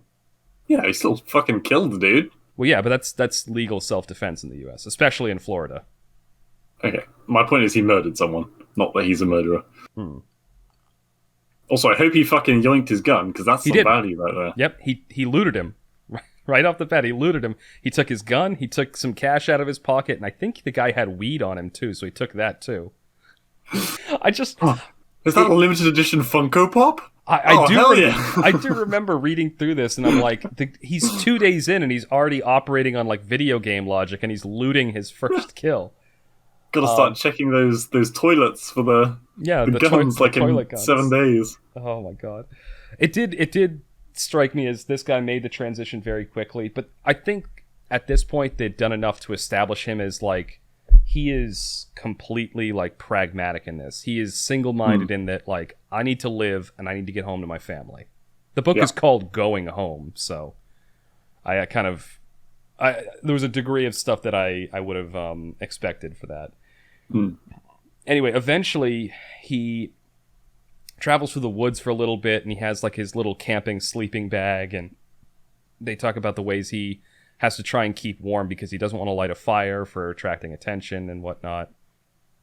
Eventually, he makes his way onto a main road again, and he's walking down the road and finds himself, there's a rest stop, and the rest stop is like overrun with people who are all trying to get into the nearest big town. And the big town, he finds, like, one of the people at the rest stop comes up to him and starts talking, or he goes in there. Well, he's going to avoid it, but one of the people there come to him, this girl, I think in the book, she's supposed to be like 20-something. She's they make a point she's a college kid, right? Okay. And she is like... I don't like the fact that you mentioned that fact. I feel like that has some relevance to what you're about to say. Not entirely. So it's meant. I think the fact that they mention like her age and that she's like a college kid is meant to say that she's not prepared for this. Okay. Like she's a loose cannon. No. More like she doesn't know what to do in this situation because typically people who are in college haven't really ever had to fend for themselves. Yeah, responsibility. Yeah, I say typically. There are definitely people like that out there, but a lot of them haven't. Anyway, so she kind of ingratiates herself with him to try and get him to, like, because she's trying to get out of the rest stop because he learns from her that the town is basically barricading themselves and not really letting anyone in because they don't want this influx of random people to just sweep through and cause trouble. Yeah. But she knows people in the town who will let her in. So she's like, come on, take me with you. I have some practical skills. Look, I have some stuff with me. I got a water bottle and, she has like some basic food stuffs and whatever. And she, he asked like, do you know how to handle weapons and stuff like that? He's like, dad took her shooting or what. So he assesses her practical skills. He still doesn't want to take her with him. Yeah. But he's like, okay. And she kind of makes the argument, it's like, listen, you're not going to be able to watch yourself sleep. Like, we can take shifts and everything. And he finally relents and is like, okay. So she talks to one of the guys who's guarding the barricade to the town. And, the guy's like, yeah, we're just passing through. I've got stuff we can trade and whatnot. And the guard was like, okay, fine, you can come in. And he gives him a little slip, essentially. He's like, take this to the Walmart. That's where they're bringing, like, all of the supplies. They're essentially, like, anything practical that they have in the town, they're doing it there. Which makes sense because a big superstore like that's going to have a lot of stuff already. Yeah, at the same time, that people aren't going to be handing over their food to be thrown on a big pile. That's That's a plot point later in the book. Okay. But it's not their food stuff. They're essentially taking it out of the store. Okay. Like it's the Walmart stuff, and it's a big It's company. hanging So out. it's a faceless corporation that they're taking from, not people. Yeah. So they get a little bit more info. They get fed. They're able to refill their water, and they get some basic supplies from the Walmart. And then they head off again. And there's some other stuff that happens. They encounter a few more people on the road, some very desperate people that, like, they literally have, like, just a tiny water bottle that's already empty, and they're starving and they have nothing. And so they help a couple people out a little bit, get some info, mostly avoid Dumb people. move. What, did you say dumb move? Yeah. Well, that's what the guy these says. things are always like someone's going to betray your trust. I'm surprised the fucking girl didn't stab him in the back, but it's going to happen. I was expecting that. But anyway, no, then they start getting followed by this group of people who are kind of So they helped? Not the people that they helped. Okay. Other people that they encounter later. They're following them and kind of like trying to tail them. And it's like 3 or 4 guys armed, and they're like, okay, this is looking bad. And then they encounter one of my favorite characters in this book, this big black dude named Thad. He comes up, and he's described as like a, pretty big hulking dude. I'm imagining Chad from Bleach. Yeah, that'd be a good, less hair probably, and blacker. Okay. Yeah, because he's Spanish, wasn't he? Yeah, Chad was, he was Hispanic, I think. Yeah. Anyway, so this guy comes out, and he kind of makes the case to go like, hey, come on, take me with you too, and he's like, I can be useful, and he's like, yeah, he also had some basic supplies and stuff, and he's like, and look, you got some people following you, and they're already turning back because they see this, this big dude who's got a shotgun, and they're like, okay, yeah, they eventually agree to take him with them too. It takes longer than that. There's a little bit more trust building that happens. And the 3 of them kind of start talking and warming up to each other as they walk along. And they have a few more encounters. In one case, they help out a family around their campfire one night. And then they leave after things get a little tense between them when the family wants more than they're willing to give. And then they realize they're not out here alone. There's probably other people, and they'll be coming back.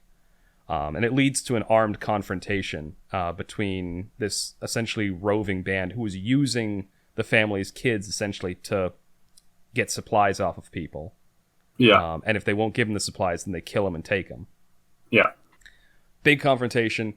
Main character gets shot in the head by the girl because she got scared and tried to cover her head while holding the gun. She shot him in the head. Yeah, so picture it like this. He's standing here. She's standing immediately to the right of him. Yeah. And they're both crouched down. She ducks, puts the gun over her head to cover her own head. Like a fucking cow with horns. Yeah, and pulls the trigger and shoots him in the head from just That's sideways. Stupid. Yeah, exactly. Not Ichigo, for fuck's sake, Orihime. No, not the. Yeah, oh God, you're comparing him to Bleach. Actually, in my head, I'm kind of comparing him to the Left 4 Dead crew. That's probably more accurate. Very similar profiles. Yeah. So they go on. He does wake up a few days later. So apparently it was just like a glancing wound. Yeah, it was a glancing wound. It wasn't enough to actually kill him. It left like a scar in his head and stuff. But it turns out... Oh, that was the other thing. So it turns out that the people that were coming after them and trying to hunt them down, they had a truck. A working truck? Because it's like an old truck that's all mechanical. It doesn't have like as much electronics in it. I mean, you could still... if you're a mechanic, you can still get an electric car working, couldn't you? Well, not an electric car, but a standard car. You could. You? Just Oh, I think I skipped over something that happened while the main character was alone. Because he does pick up some more equipment. He comes across like a confrontation that's happening in this small little area where these guys are harassing this woman outside her house, and then the guy's going in and he's going into assault the woman, and the old neighbors that are next door are trying to stop him, and the old guy gets the shit kicked out of him, and the main character sees this and goes in like stealthy, kills the dude who's trying to go after the woman, and then the dude who's standing guard outside, he hits in the head with a fucking tomahawk, the hatchet that he has, and with the sharp end. Yeah, with the sharp, he kills them both. Okay. And he gets some more equipment off of them, tells the woman to go, away, and then he has like a very positive interaction with this elderly couple who were the ones trying to defend the woman to begin with. This all happens before he meets the girl at the rest area. Right, yeah. And so he has like a bit more, and it's one of the reasons why he's even more suspicious when he gets to that area and trying to avoid people. Anyway, so they have this confrontation with these people, but they manage to get their hand on this truck. That's how they managed to get the guy to somebody that the black dude Thad knew, who was, because apparently he does like Thad was like a truck driver, and so he spent a lot of time on like the CB radios and stuff like that. And there's a whole community of people with like this whole CB thing, and they're some of the only technologies that are still working because they broadcast to and from each other. And so he takes him to this guy that, that had met and communicated with a few times, like an old army sergeant. Yeah. And that guy is like the super hardcore prepper. Like, he's got a room in his house with all working electronics because he like lined it with copper wire and shit, and solar panels, backup generators, like tons of food and stuff like that. And so that guy, they spend a few days there. The guy has running water to an extent and a generator that heats it up, and so they're able to take showers and rest up a little bit and basically recover from the road. This is where like one of the weird plot points starts happening for me. So it turns out that the Sarge, this character, is kind of suspecting that this was not caused by anything natural. This was like an actual. This is where things get into like conspiracy territory, where they find out. Was it Russia or aliens, Kaiser? So apparently, this was like what they find out. I don't remember if they find it out here or if they find it out later in the book. But this is the plot: is that the U.S. kind of made a deal with certain other countries in the world that wanted to go to war, but they didn't want to go to war because they were afraid the U.S. would intervene. And the U.S. is just like, no, we're not going to do shit, but you got to do some stuff for us. And basically it causes like a war to break out all across Eurasia and Africa. And then the U.S. at the same time, to kind of fake the fact that they weren't involved. Like, because otherwise it would look very odd. They created their own crisis. So we detonated an EMP on ourselves to make it look like, we weren't. How big was the EMP? Apparently, so, I mean, at this point in the story, it seems to have only hit the east coast of the U.S., but it's implied that they think it happened across the country. That sounds like a lot more than one EMP, because EMPs aren't that big a radius. No. So they would have had to detonate several to do this, but it's not like we have any lack of that sort of stuff. No, we've got like a few thousand nukes. Anyway, so they rest up. They learn about the whole conspiracy thing, and then they come up with a plan. They're all trying to get to different locations. Girl's place is the closest, so their plan is to all go in the truck to where Girl's place is, and then split up from there. And the truck is going to go with Thad because he has a lot further to go. Like, he's got a long way to go, like a couple 100 miles. Whereas the main character's only like 50 or 60 miles away now. Yeah. And so he's going to keep walking. Thad's going to go off in the truck, and then Girl is going to be dropped off at her hometown area. And they all get like little mini CB radios with batteries and stuff so that they can communicate back with the Sarge guy, because he's going to like send out updates. His basic idea is like to set up like a network of people who can be trusted, and so that information can start to flow again. Has he got like carrier pigeons? No, he uses CB radios. He does not have carrier pigeons. Fucking, what's He the doesn't point even have a of trying? dog. He should have had a dog. He has Yeah. a boat. Oh, He has I a don't know, boat check him and out. beer, though. Well, yeah, you gotta have beer though. Let's go crazy. They do make a Boat point. is kind of weird. Well, the boat. Keep in mind they're in Florida. There's a lot of bayou and river and I keep swamp thinking land. you're in like a fucking desert. I don't know why. No, it's the opposite of that. It's like a swamp. Okay. Um. Anyway, so they get on the road. There's a couple more encounters with people trying to raid them and take their shit, where they have to the people come after them on ATVs and they have to shoot them. They have a bit of a traumatic moment where they realize those people thought they were somebody else who had raided them, and they just shot people who were just trying to avenge the people who got shot from their group. And so there's a bit of a harrowing moment where they're like, oh God, like before they were killing people in self-defense or people who were trying to steal from them. They just shot somebody out of a perfect misunderstanding. Yeah. They keep going though, and they eventually make it to Girl's hometown. And I'm calling her Girl because I cannot for the life of me remember it. I can't even remember the main character's name. The only one I remember is Thad because he was awesome. Thad, yeah.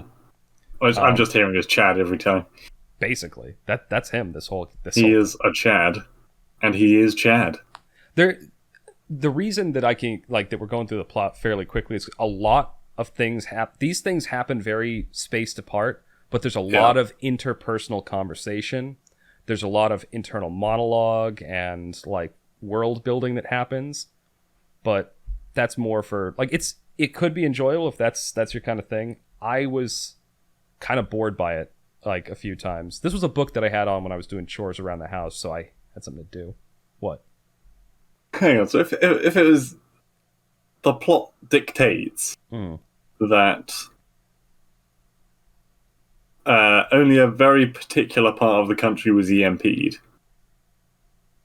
they would have fucking helicopters in and out of that zone fucking constantly with supplies and stuff and news. So it's implied that the whole country was EMP'd, but the only place they know for certain was EMP'd is the East Coast. So it's confirmed that the East Coast of the U.S. was EMP'd, but it's implied that they think the rest of the country was hit too. And there are helicopters, but they're not helping people. Every time they use the radio, later on, helicopters start coming around and stuff. They also find out from locals and stuff who have radios working that martial law has been declared, and stuff like that. And so they never a bit expansive for just not participating in a war. It is. It's venturing into this is a book that would be very much enjoyed by people who have these apocalypse scenarios. It's a bit contrived, and I know there are other books in the series, so maybe they expand on more of the reasoning why. But this is very much a bottom up kind of perspective where it's following a couple normal schlubs, and there's a big thing happening, and they're just trying to live their lives, but at the same time, it's so far above them, all of these other world games that are happening. They're just trying to piece it together, and they really can't. Book 2, we lynched the government. It does have a very strong libertarian / conspiracy theory vibe to it. Yeah. Okay. But it's not really the main point of the story. That stuff is all in the background, and that's just me kind of piecing stuff together as I read through the books. They don't explicitly talk about stuff like that until near the end. Most of the book is really just focusing on these three characters trying to get home and trying to survive now that basically the modern technology has all been knocked out. Anyway, so from this point on, the book... they get to Girl's hometown, and everyone's friendly, and she's so happy to see her friends and family, and they have kind of all banded together. But things start to get a little squirrely when they try to unload the truck and take all the shit that they've got on there. And they're like, no, we're leaving. And they're like, oh no, but you can stay here, and we got to share this stuff around. And they're like, nope. It's this is ours. You're not touching it. We got to get home. We're leaving. We dropped her off, and we did that as a courtesy, but no. They find out that this one dude has... I'm going to kind of skip through all of this, because they do kind of find it out slowly, but you've seen this scenario play out a million times in post-apocalypse movies. Yeah. This one guy he basically was the one with all the guns in the town. Like some other people had like, some basic, firearms and stuff, but this guy had like quite guns. A collection, let's say. And so he was able to arm a couple of his friends and thugs and basically bully the whole town into making him the leader.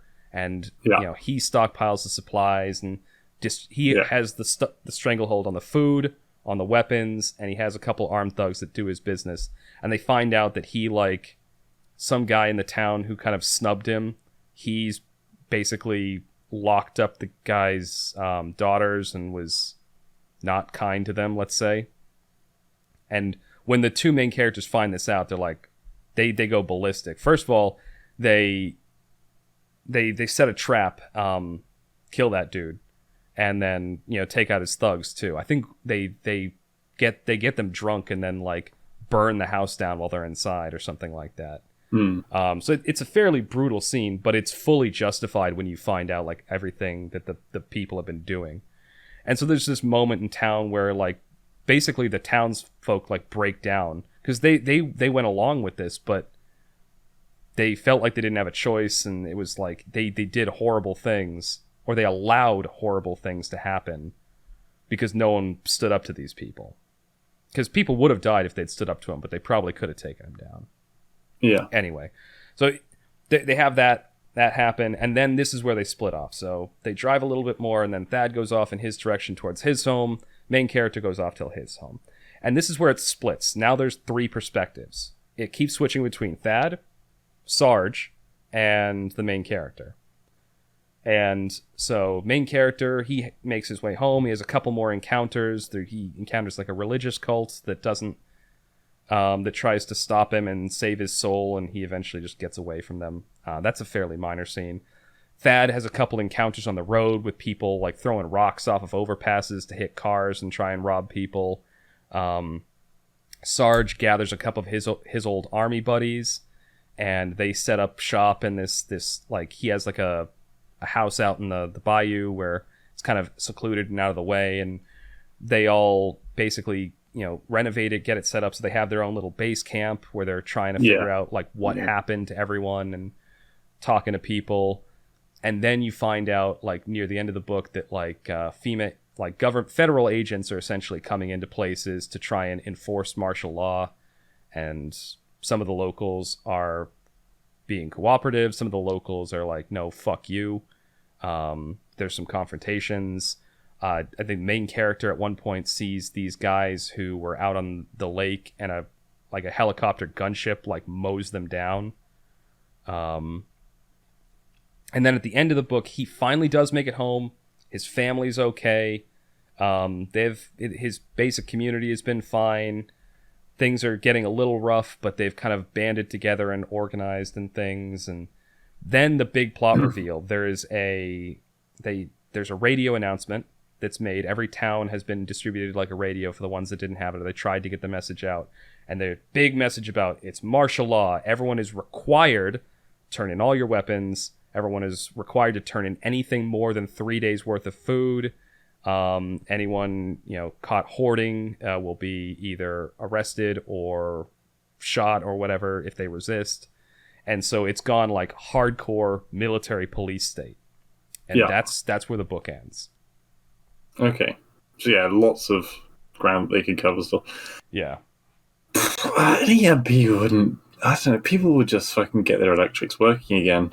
Not necessarily. It depends on complicated electronics. Like a strong enough EMP will just completely short it out. Like you'd need like soldering equipment and potentially like replacement parts to actually get stuff working. I'm not an electrical engineer, but I know that a sufficiently strong electric charge is going to fry most stuff. I agree that there would be some things that probably would still work. And there'd be fucking tons of electricians about. Yeah. More practical. And the thing is, this all takes place in rural areas. So maybe in the cities where there were more like technically minded people, that stuff might be happening. They actually make a point near the end of the book that they're talking about food aid will be coming out, but they're starting with the cities. So people even in the countryside are required to turn everything in, but they might not get anything back because... I mean, the people out in the country rely on electricity a lot less anyway. Which they is would have a lot of workhorses and plows to make food and stuff.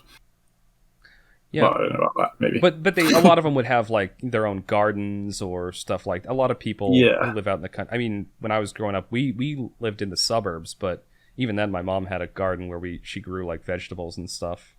And in a place like a bayou, right? I mean, bayou's known for having water, so they could grow stuff. Fish, alligators, deer, and stuff like that. Alligator meat's pretty good. Deer in bayous? Maybe not deer. What am I thinking of? I don't know what I'm thinking of. There's some. There might not in a bayou. What am I thinking? I think it would be annihilated very quickly by an alligator. It's true. Hey, capybaras chill with alligators. Yeah. Do they? I don't know where capybara's native land is. South America. Yeah. I want to say it's in like weird. north. It's like the one creature in the whole place that isn't trying to kill you. Yeah. Anyway, but that's the whole plot of the book. It does venture into like being an apocalypse fantasy and like a prepper's wet dream. Yeah. And it wasn't like anything groundbreaking. Every plot point I pretty much predicted along the way. But it was an enjoyable listen. The characters were pretty well developed. They did a decent amount of world building, and the scenarios that were predictable, they were still like interesting to listen to. Yeah, it sounded like there was a lot of story progression as well. Yeah. Because you can measure it by the distance you walked, I guess. Yeah. And it did. There were elements where it definitely started to feel like video game logic, like at the very beginning when he's looting the guy that just tried to kill him. Decent book. And I know there's more to it. So the next book, so it's Going Home, then it goes to, I think, Surviving Home, and then I can't remember what the one after that. It's Going Home, Surviving Home, Forsaking Home, and then Rebuilding Home or something like that. That kind of gives away the plot a bit. A little bit. I mean, it's not. It was never like a super complicated book to begin with. Yeah, but I was wrong. 250 miles was how far he was away from home in the beginning. That's actually in the plot synopsis. Yeah. But yeah, I enjoyed it. It's not too complicated. I feel like a lot of people would get turned off by the constant, this is the brand name of MRE I ate. This is the brand name of my knife. Yeah. It's not that explicit, but it does get grating after a while. Anyway. There we go. All right, that's the podcast. This is going to be the end of episode 68 of the TMCJ podcast. Thank you all for listening, and you will hear us again next week for episode 69. It was the Russians!